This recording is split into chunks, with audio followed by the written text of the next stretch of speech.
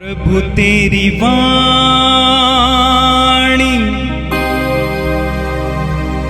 जीवन की रोटी,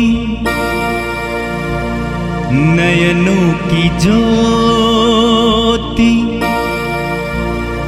अंधेरा मिटाती।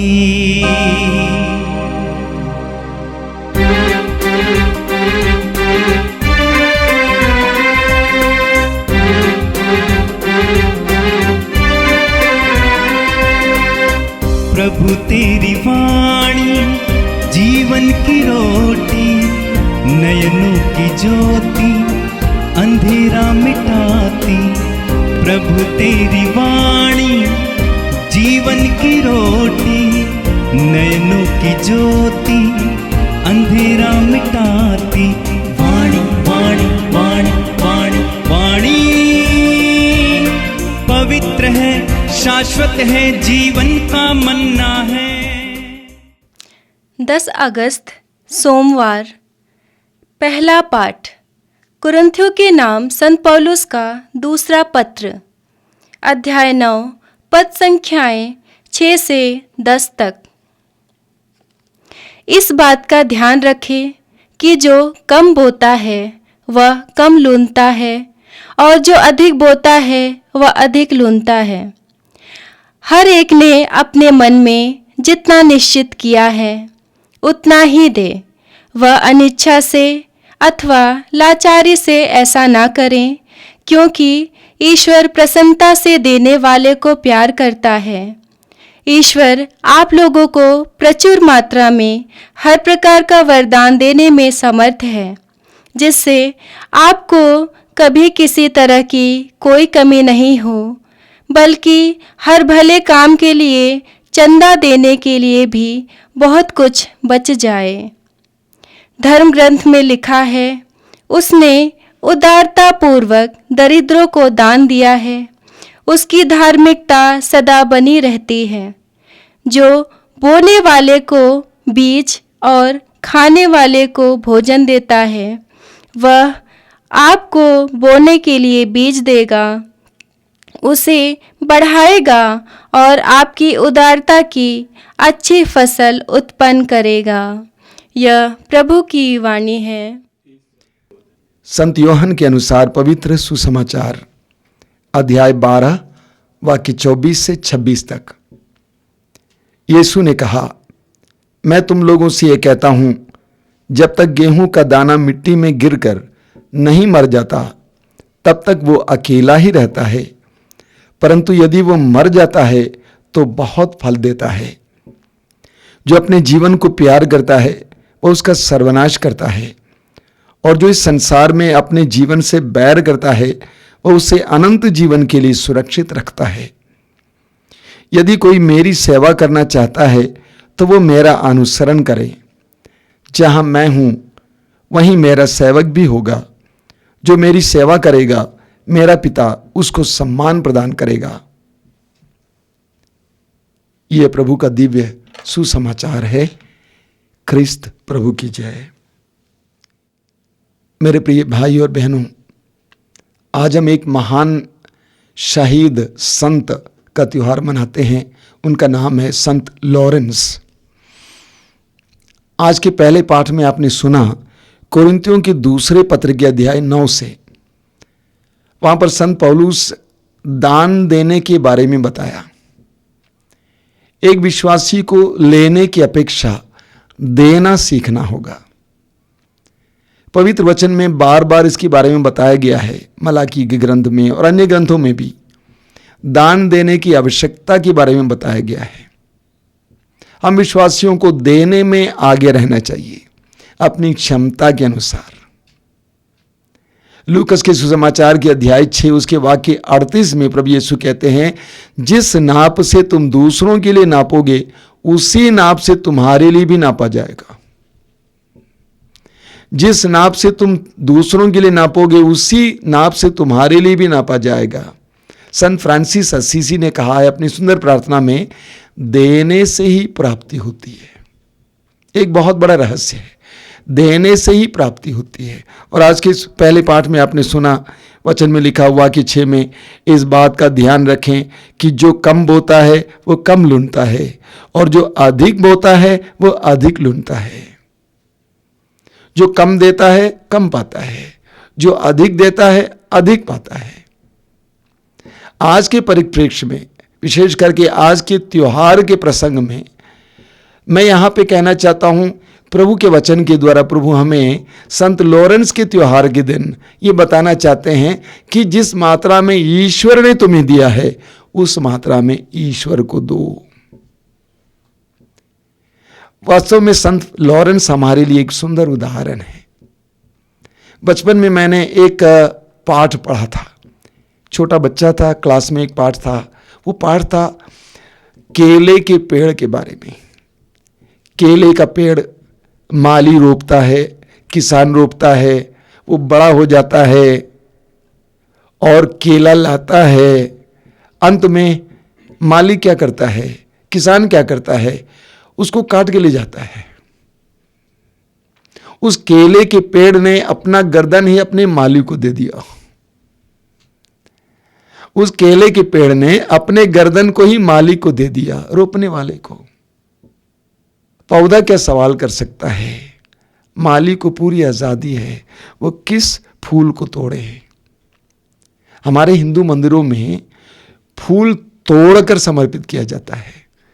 हमारे ईसाई गिरजाघरों की तरह नहीं है जहां पर फ्लावर वास में रखा जाता है। मंदिरों में फूल को तोड़कर अर्पित किया जाता है। वो फूल का धर्म है। प्रभु के चरणों पर सूख जाना फूल का धर्म है। उसने अपना धर्म पूरा किया है। संत लॉरेंस ने भी ऐसा ही किया, अपने जीवन को खुशी से ईश्वर को समर्पित किया। रोम का प्रसंग है। संत लॉरेंस रोम में रह रहे थे। सम्राट वलेरियन ने 258 में ईसाइयों के ऊपर अत्याचार को और तेज कर दिया। सबसे पहले ही जानना जरूरी है, आप जानते होंगे, आपने कलीसिया का इतिहास कुछ कुछ सुना होगा। आप जानते हैं प्रभु यीशु की मृत्यु के बाद 270 साल तक लगातार यीशु के शिष्यों पर पूरे रोमा साम्राज्य में अत्याचार चलता रहा। कभी हल्का, कभी तेज। लाखों की संख्या में यीशु के शिष्य मार डाले गए, मर गए। सम्राट वलेरियन के समय उन्होंने ये आदेश दिया कि मसीहियों को मार डाला जाए और उनकी संपत्ति को देश की संपत्ति बनाया जाए।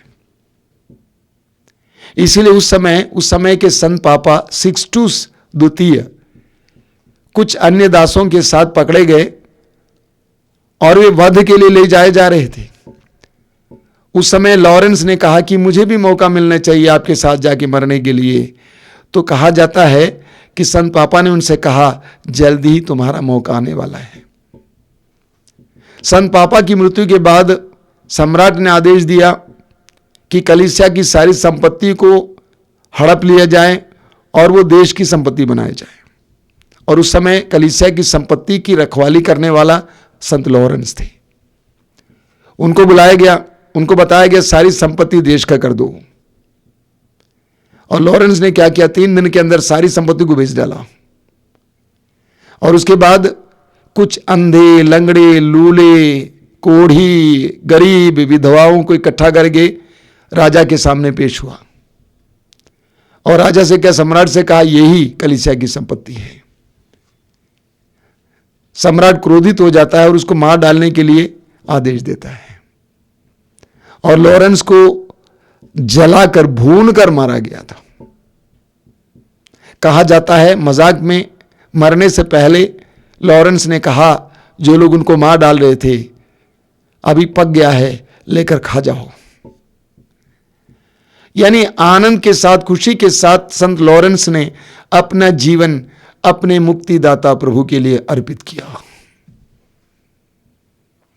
जिसने उनको जीवन दिया, जिसने उनको मुक्ति दी, जिसने उनको प्यार किया, जिसने उनके लिए अपने आप को अर्पित किया, उसके लिए पूरे मन के साथ समर्पित किया। आज के सुसमाचार में आपने सुना, यूहन्ना के सुसमाचार की अध्याय 12 में वाक्य 24 से प्रभु यीशु एक छोटा सा उदाहरण लेते हैं। कौन सा उदाहरण है? गेहूं के दाने का उदाहरण। और प्रभु यीशु कहते हैं यदि गेहूं का दाना मिट्टी में गिरकर मर नहीं जाता है, सड़ता नहीं है, तब तक वो अकेले ही रह जाता है। लेकिन जब वो गेहूं का दाना मिट्टी में गिरने को तैयार है, सड़ने गलने को तैयार है, तो उस एक गेहूं के दाने से ढेर सारे गेहूं के दाने निकलते हैं। प्रभु यीशु हमें बताना चाहते हैं कि हर विश्वासी को इसी तरह होना है। मरने के लिए, अपने को समाप्त करने के लिए, प्रभु के लिए अपने आप को न्योछावर करने के लिए तैयार होना है। हमें दुनिया के इतिहास में देखने को मिलता है जहां कहीं भी प्रभु यीशु के शिष्य यीशु के नाम पर मरने के लिए तैयार हुए, वहां पर एक बहुत बड़ी जनता को ईश्वर ने खड़ा कर दिया है। उस गेहूं के दाने को जीवन देने के लिए, जीवन उत्पन्न करने के लिए मरना जरूरी है। ऐसा कभी आपने देखा नहीं होगा कि गेहूं का दाना सही सलामत है, ठोस है और उसमें से जीवन आया है। संभव नहीं है, उसको सड़ना जरूरी है। हर विश्वासी एक गेहूं के दाने की सदृश है जो प्रभु के द्वारा चुना गया है। जब हम सड़ने को तैयार होते हैं, मरने को तैयार होते हैं, तो हमारे द्वारा हजारों लोगों को जीवन मिलेगा। हजारों लोगों में हम जीने लगेंगे। छोटा सा उदाहरण लीजिए, वो गेहूं का दाना मिट्टी में गिरने को तैयार नहीं है तो क्या होगा? कोई ना कोई खा जाएगा, कोई इंसान खाएगा या तो कोई कीड़ा खा जाएगा, समाप्त। लेकिन जो मिट्टी में गिरने को तैयार है, सड़ने गलने को तैयार है, तो उसमें से ढेर सारे दाने निकलेंगे। उन दानों में अनंत काल तक वो जिंदा रहेगा। प्रभु यीशु यही उदाहरण देते हैं। लेकिन जैसा कि मैंने कल कहा, हमारे अंदर एक प्रवृत्ति है अपने को बचाए रखने की। हमें इसको त्यागना है, हमें मरने के लिए तैयार होना है। हम अपने प्रभु यीशु से सीखें। संत पौलुस लिखते हैं कोरिन्थियों के दूसरे पत्र के अध्याय 8 उसके वाक्य 9 में, आप लोग हमारे प्रभु यीशु मसीह की उदारता जानते हैं। आप लोग हमारे प्रभु यीशु मसीह की उदारता जानते हैं। वो धनी थे किंतु आप लोगों के कारण निर्धन बन गए, जिससे आप उनकी निर्धनता द्वारा धनी बन जाएं। फिलिपियों के पत्र के अध्याय 2 में संत पौलुस कहते हैं वो ईश्वर थे, ईश्वर की बराबरी कर सकते थे, लेकिन वे हमारे लिए दीन बने। प्रभु यीशु ने उस गेहूं के दाने की तरह अपने आप को गलने, सड़ने दिया। इसलिए हम विश्वासी हैं। यीशु ने हमारे लिए अपने आप को अर्पित किया। प्रभु यीशु स्वयं यूहन्ना के सुसमाचार के अध्याय 10 में बार बार कहते हैं, मैं स्वयं अपने प्राण को न्योछावर कर देता हूं। एक विश्वासी को भी प्रभु यीशु से सीखना है। अपने आप को बचाने के लिए प्रवृत्ति को रोक देना है और हमें उदार बनने के लिए प्रार्थना करनी है। हम संत पौलुस से सीखें। आप जानते हैं कि पौलुस यीशु का विरोधी था, यीशु के शिष्यों के साथ अत्याचार किया था। लेकिन जब से यीशु को जाना, उस समय से उसकी जिंदगी बदल गई। फिलिपी अध्याय 3 वाक्य 7 से 9 में हम पढ़ते हैं कि पौलुस ने जिन जिन बातों को अपना लाभ समझा उसको फेंक दिया और ख्रिस्त को जानना अपनी जिंदगी का, अपने जीवन का सर्वश्रेष्ठ लाभ समझा। और पौलुस को सुनिए क्या लिखते हैं कुरिन्थियों के दूसरे पत्र के अध्याय 6 में उसके वाक्य 5 से पौलुस कहते हैं, हम कष्ट, अभाव, संकट, कोड़ों की मार, कैद और उपद्रव में धीर बने हुए हैं और अथक परिश्रम, जागरण तथा उपवास करते हुए हर परिस्थिति में ईश्वर के योग्य सेवक की तरह आचरण करने का प्रयत्न करते हैं। वाक्य 8 से, सम्मान और अपमान, प्रशंसा तथा निंदा, ये सब हमारे भाग्य में है। हम कपटी समझे जाते हैं किंतु हम सत्य बोलते हैं। हम नगण्य हैं किंतु सब लोग हमें जानते हैं। हम मरने को हैं किंतु हम जीवित हैं। हम मार खाते हैं किंतु हमारा वध नहीं होता। हम दुखी हैं फिर भी हम हर समय आनंदित हैं। हम दरिद्र हैं फिर भी हम बहुतों को संपन्न बनाते हैं। हमारे पास कुछ नहीं है फिर भी सब कुछ हमारा है। देखिए, एक विश्वासी, एक सेवक का उदाहरण। पौलुस ने अपने आप को प्रभु के लिए अर्पित किया और प्रभु के लिए कुछ भी सहने को तैयार हुए। आज हमें भी पौलुस से सीखना है। पौलुस हमारे लिए आदर्श है। जिस तरह संत लॉरेंस आज हमारे लिए एक आदर्श के रूप में कलीसिया के द्वारा रखा जा रहा है, पौलुस भी हमारे लिए एक आदर्श है। मत्ती के सुसमाचार के अध्याय 5 में प्रभु यीशु ने एक विश्वासी की जिम्मेदारी के बारे में बताया है। मत्ती अध्याय 5 वाक्य 13 में लिखा हुआ है, प्रभु यीशु कहते हैं, तुम पृथ्वी के नमक हो, तुम पृथ्वी के नमक हो। 14 में लिखा है, प्रभु कहते हैं कि तुम संसार के दीपक हो। नमक क्या करता है? नमक स्वाद देता है, सुरक्षित रखता है। उसके लिए नमक को क्या करना होता है? नमक को गलना पड़ता है। अगर नमक दूसरों को स्वाद देना चाहता है तो नमक को गलना पड़ता है, दूसरा कोई उपाय नहीं है। अगर एक विश्वासी को प्रभु ने कहा कि तुम नमक हो पृथ्वी के, अगर इस पृथ्वी को, दुनिया को, लोगों को स्वाद देने के लिए उसके अंदर इच्छा है तो गलने के सिवा कोई दूसरा रास्ता नहीं है। हर विश्वासी को गलने के लिए तैयार होना है। हम अपने आप को बचाना चाहते हैं, हम गलना नहीं चाहते हैं। जरा सोचिए, अगर नमक गलने को तैयार नहीं है तो क्या किसी चीज को स्वाद दे सकता है? किसी चीज को सुरक्षित रख सकता है? असंभव है। उसी तरह उस दीपक को प्रकाश देना होता है तो दीपक को जलना होता है। जब वो जलता है तो उसमें से प्रकाश आता है। अगर वो जलने को तैयार नहीं है तो उसके अंदर से प्रकाश नहीं आ सकता है, चाहे उसके पास वो तेल में हो, कैसे भी हो। तो हर विश्वासी को गलने के लिए और जलने के लिए तैयार होना है, तब हम दूसरों के जीवन के लिए, दूसरों में कृपा के लिए माध्यम बनेंगे। आज संत लॉरेंस के त्योहार के दिन हम प्रभु से इसके लिए प्रार्थना करेंगे कि प्रभु मुझे भी कृपा दीजिए। जिस तरह तू क्रूस पर मेरे लिए मरा, उसी तरह दूसरों को जीवन देने के लिए, तेरे राज्य के विस्तार के लिए, तेरे सुसमाचार की घोषणा के लिए, तेरे सुसमाचार को जीने के लिए मरने को कृपा दीजिए। आंखें बंद कीजिए। प्रभु यीशु धन्यवाद देते हैं इस महान संत के लिए, इस त्योहार के लिए।